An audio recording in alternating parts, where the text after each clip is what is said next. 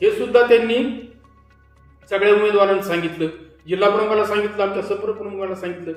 मग ते म्हणले की आता ठीक आहे भाऊ, आपण निर्णय घेऊ म्हणे तुमचा फॉर्म ठेवण्याचा. पण मला आता माझा फॉर्म ठेवता कसा, तो पळून गेलेला आहे, पळून गेल्यानंतर तो फॉर्म राहत नाही.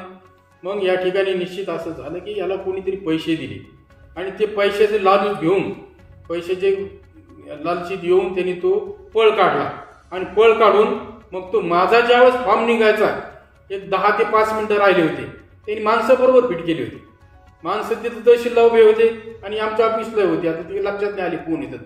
पण ज्या वेळेस माझ्या सुनबाईचा फॉर्म काढण्यासाठी त्या ठिकाणी तहसीलदाराच्या हातात फॉर्म जातोय, फॉर्म गेला कीच त्या ठिकाणी लगेच इकडं मुस्तकींचा फोन आला जिल्हा प्रमुखाला भाऊसाहेब गोगेला की मी येतोय. माझा फॉर्म तर गेला तिथं आणि माझा फॉर्म गेल्यानंतर येतोय म्हणला, तू येतोय म्हणला. मग ते जिल्हा प्रमुख ते म्हणले तू येतोय तर कधी येतो बाबा. तो म्हणे मला पुन्हा अर्धा तास लागेल आणि मी गेवराईपर्यंत आहे.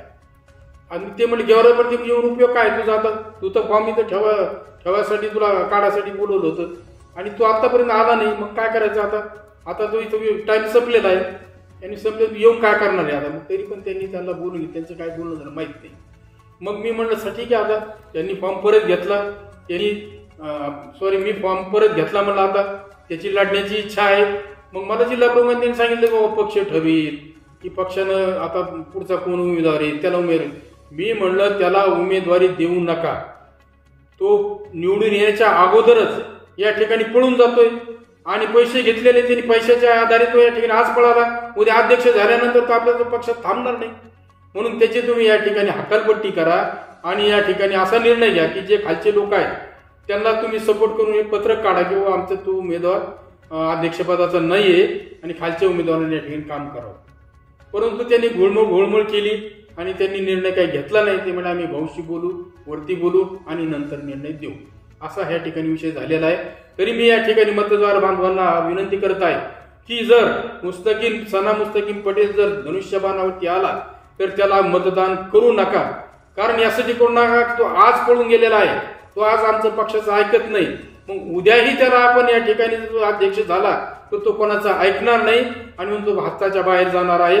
यासाठी मतदार बांधवांनाही मी नम्र विनंती करतो की त्याला धनुष्यबाणाला आपण या ठिकाणी मतदान करू नये. मी या ठिकाणी आपण जो मला रिस्पॉन्स दिला मतदारांनी त्या ठिकाणी मी त्या सर्वांचे आभार मानतो आणि थांबतो. हो, मला सांगा आता हिकमत दादा सोबत काही चर्चा. मी हिकमत दादाला 4 फोन लावले पण हिकमत दादा सुद्धा फोन उचलत नव्हते.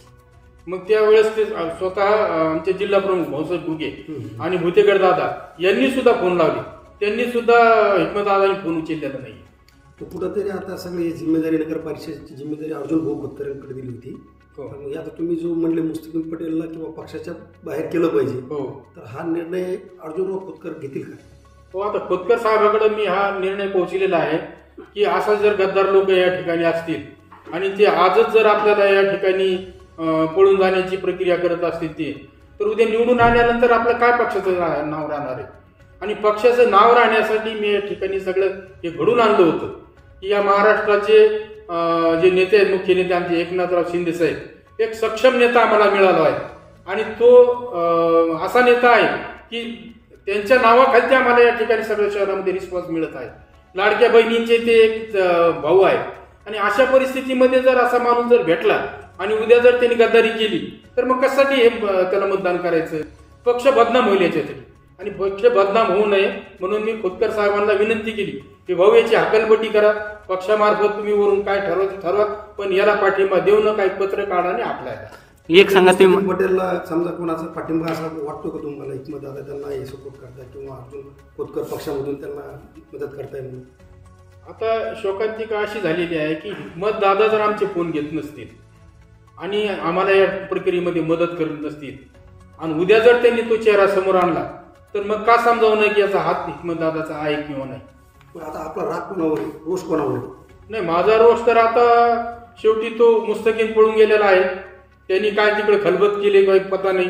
परंतु दादा यांनी ही घटना जबाबदारीने स्वीकारायला पाहिजे होती, त्याला फोन करायला पाहिजे होता की मुस्तकीम तू त्या ठिकाणी जा, पक्षाच्या बैठकीत जा, तिथं जो निर्णय होईल तो मान्य कर, हे दादाने सांगायला पाहिजे होतं. पण दादाने असं केलंच नाही, दादाने फोनच नाही घेतले. म्हणजे तुम्हाला असं म्हणायचं मुस्तकीमच्या पाठीमागे आदरणीय आमदार हिकमतदादा उडान यांचा हात आहे. असू शकतो असा विषय. आता मी तर केलाच, पण लोकांनी सुद्धा केलाय. लोकांनी विचारलं मला की तो दादाचा उमेदवार आहे का, तर आता मी का न समजावं म्हटलं. लोकही मला म्हणले एबी फॉर्म पक्षाने दिला नव्हता का आपल्याला? पक्षानं एबी फॉर्म देताना माझं नाव खाली नंबर 2 ला टाकलं.